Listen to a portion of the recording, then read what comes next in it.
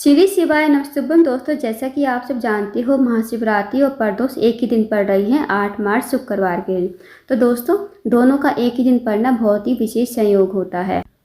दोस्तों, बस आपको 3 दीपक वाला अचूक उपाय करना है प्रदोष काल के समय। यदि आप इस उपाय को करते हो तो आपकी जो भी मनोकामना होगी, चाहे वो धन को लेकर हो, व्यापार को लेकर हो, नौकरी को लेकर हो, या फिर आपके जीवन कोई विशेष मनोकामना है जो काफ़ी दिनों से पूर्ण नहीं हो रही है, या फिर आपके जीवन में कोई समस्या चल रही है, चाहे वो समस्या कुछ भी हो, दोस्तों इस उपाय को करने से आपकी सारी समस्याएं समाप्त हो जाएंगी। साथ ही साथ जो भी मनोकामना होगी अवश्य ही पूर्ण हो जाएगी।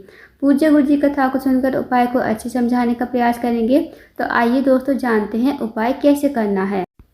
पहला जो उपाय दोस्तों, वह है धन वृद्धि के लिए। यदि आपके जीवन में धन प्राप्ति नहीं है, आपके जीवन में धन की बहुत ज़्यादा कमी है, व्यापार में वृद्धि नहीं हो रही है, पैसों की बहुत ज़्यादा तंगी है, आर्थिक तंगी से बहुत ज़्यादा परेशान हो, तो इस उपाय को अवश्य कीजिए। इस उपाय को करने के लिए सबसे पहले आपको 3 दीपक तैयार करने हैं। 3 दीपक चाहे आप आटे के तैयार करो या फिर मिट्टी के। दोस्तों, अगर आप आटे के दीपक तैयार करते हो तो आपको आटे के दीपक में, जो आटे के दीपक तैयार करोगे ना, उसमें आपको नमक नहीं डालना है आटे में, और आपको बिना छना हुआ ही आटा लेना है। अब आपको गोल बाती के घी के दीपक तैयार कर लेने हैं। आपको इस उपाय को शाम के समय यानी प्रदोष काल के समय ही करना है। अब आपको इन दीपक को तैयार करके एक थाली में रख लीजिए। एक थाली में रखकर आपको निकल जाना है घर से बाहर। आप इस उपाय को 5 से 7 के बीच में कर लीजिए। अब आपको बाहर जाकर सबसे पहला जो स्थान वो है दोस्तों बेलपत का पेड़। सबसे पहले स्थान पर जाना है आपको बेलपत के पेड़ के नीचे। बेलपत का पेड़ बड़ा होना चाहिए, इस बात का विशेष ध्यान रखना। बेलपत के पेड़ के नीचे पहुंचकर आपको थाली में ही रखकर दीपक को जलाना है। श्री शिवाय नमस्तुभ्यम का जाप करना है और भगवान शिव का स्मरण करते हुए आपको ये दीपक जो है बेलपत के पेड़ के नीचे ही रख देना है। अब आपकी जो भी विशेष मनोकामना है, चाहे वो धन को लेकर हो, व्यापार को लेकर हो, नौकरी को लेकर हो, तो आप वहाँ पर बैठकर प्रार्थना कर लीजिए और आपको वहाँ से अब आ जाना है दूसरे स्थान पर।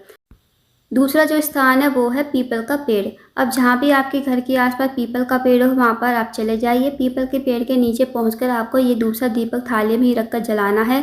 श्री शिवाय नमस्तुभ्यम का स्मरण करते हुए, शिव जी का स्मरण करते हुए, और इस दीपक को थाली में रखकर जलाकर आपको इस दीपक को पीपल के पेड़ के नीचे ही रख देना है। अपनी मनोकामना बोल देनी है। जो भी आपकी मनोकामना है, जो आपने बेलपत के पेड़ के नीचे मनोकामना बोली थी, वही मनोकामना आपको यहाँ पर बोल देनी है। फिर आपको वहाँ पर प्रणाम करके ढोक खा के चले जाना है तीसरे स्थान पर। अब जो तीसरा स्थान है वो है दोस्तों आंवले का पेड़। अगर आपको आंवले का पेड़ नहीं मिलता है तो आप शमी के पेड़ के नीचे भी इस उपाय को कर सकते हैं। या तो आप फिर आंवले का पेड़ या फिर शमी का पेड़। अब इन दोनों में से कोई भी पेड़ आपको मिल जाए तो वहाँ पर आप चले जाइए तीसरे स्थान पर। अब आपको थाली में ही रखकर दीपक को जलाना है और श्री शिवाय नमस्तुभ्यम का स्मरण करते हुए, शिव जी का स्मरण करते हुए इस दीपक को जलाकर आपको इसे आंवले के पेड़ के नीचे ही रख देना है। अब आपको भगवान से प्रार्थना कर लेनी है। जो भी आपकी मनोकामना है, जो आपने बेलपत के पेड़ के नीचे मांगी थी, वही मनोकामना आपको यहाँ पर बोल देनी है। फिर आपको अपने घर पर आ जाना है। दोस्तों, ये छोटा सा विशेष उपाय है, इस उपाय को अवश्य कीजिएगा। जो भी व्यक्ति इस उपाय को करता है उसकी मनोकामना 24 घंटे के अंदर अंदर जरूर पूरी हो जाती है। तो इस उपाय को अवश्य कीजिएगा। अब जानते हैं अगले उपाय के बारे में।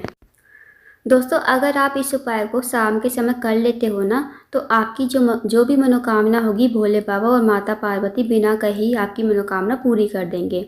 इस उपाय को करने के लिए आपको लेने हैं सफ़ेद फूल। जितने भी आपको सफ़ेद फूल मिल जाए ना, वो आप ले लीजिए और सफ़ेद फूल लेकर आपको सफ़ेद फूलों की पंखुड़ियों को तोड़ लेना है। अब आपको इस उपाय को प्रदोष काल के समय यानी 5 से 7 के बीच में आप इस उपाय को कीजिए। अब आपको सफ़ेद फूलों की पंखुड़ी को तोड़कर आपको चले जाना है शिव जी के मंदिर में। शिव जी के मंदिर में जाकर आपको इन फूलों की पंखुड़ियों से शिवलिंग और जलाधारी का श्रृंगार करना है अच्छी तरह से। जब आप श्रृंगार करोगे ना शिवलिंग और जलाधारी का फूलों की पंखुड़ियों से, तो आपको मन ही मन श्री शिवाय नमस्तुभ्यम या फिर ओम नमः शिवाय का जाप करते हुए जाना है। जब आपका श्रृंगार पूरा हो जाए दोस्तों, बस आपको ढोक खाकर अपने घर पर आ जाना है। भगवान को प्रणाम करके अपने घर पर आ जाना है। दोस्तों, आपको मनोकामना कुछ भी नहीं बोलनी है। इस उपाय को यदि आप करते हो तो भोले बाबा और माता पार्वती आपकी बिना कहे ही मनोकामना पूरी कर देंगे।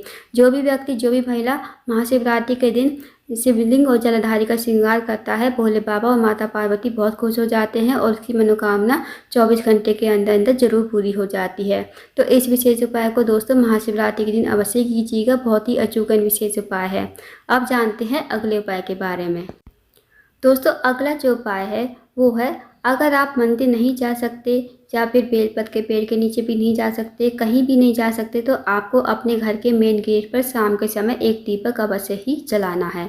एक दीपक आप तैयार कीजिए, या तो फिर आटे का तैयार कीजिए या फिर मिट्टी का दीपक लीजिए। अगर आप आटे का दीपक बनाते हो तो आपको बिना छना हुआ आटा लेना है और उसमें आपको नमक नहीं डालना है, इस बात का विशेष ध्यान रखना। अब दोस्तों इस दीपक को आपको शाम के समय तैयार करके एक थाली में रख लीजिए। फिर आपको इस दीपक को अपने घर के मेन गेट पर लगाना है। जैसे आप अंदर से बाहर आओगे ना, तो आपको देखना है अंदर से आते हुए आपका सीधा हाथ कौन सा है, तो उस तरफ आपको ये दीपक लगाना है। श्री शिवाय नमस्तुभ्यं कहते हुए, भगवान शिव का स्मरण करते हुए इस दीपक को आपको जला देना है। भगवान से प्रार्थना कर लेनी है, जो भी आपकी मनोकामना है, जो भी आपकी विशेष मनोकामना है, चाहे वो धन को लेकर हो, व्यापार को लेकर हो, नौकरी को लेकर हो, तो भगवान से कहिएगा। दोस्तों यदि आप इस उपाय को करते हो तो आपके जीवन में कभी धन की कमी नहीं होगी, हमेशा आपके घर में माता लक्ष्मी का वास होगा। इस उपाय को आपको शाम के समय ही करना है। दोस्तों इस उपाय को प्रदोष के दिन किया जाता है। तो 8 मार्च की महाशिवरात्रि भी है, प्रदोष भी है, तो शाम के समय आप इस उपाय को अवश्य कीजिए। और इस उपाय को जब भी महीने की प्रदोष आती है ना, महीने में 2 प्रदोष आती हैं, एक शुक्ल पक्ष की प्रदोष, एक कृष्ण पक्ष की प्रदोष, तो आप हर प्रदोष पर ये उपाय जरूर कीजिएगा। इस उपाय को करने से कभी आपके घर में धन की कमी नहीं होगी, हमेशा आपके घर में माता लक्ष्मी वास करेंगी। तो इस उपाय को अवश्य कीजिएगा। अब जानते हैं दोस्तों अगले उपाय के बारे में। दोस्तों अगला जो उपाय है वो है इच्छा पूर्ति के लिए, मनोकामना पूर्ति के लिए। यदि आपकी कोई इच्छा है जो काफ़ी दिनों से पूर्ण नहीं हो रही है, तो इस उपाय को अवश्य कीजिए। इस उपाय को करने के लिए आपको लेना है मात्र 1 काली मिर्ची और 7 काले तिल के दाने। अब आपको इस उपाय को सुबह से लेकर शाम तक कभी भी कर सकते हो। अब आप चले जाइए शिव जी के मंदिर में। शिव जी के मंदिर में ये आपको, आपके पास जो 1 काली मिर्ची है और 7 काले तिल के दाने हैं, ये आपको अपनी हथेली पर रखने हैं।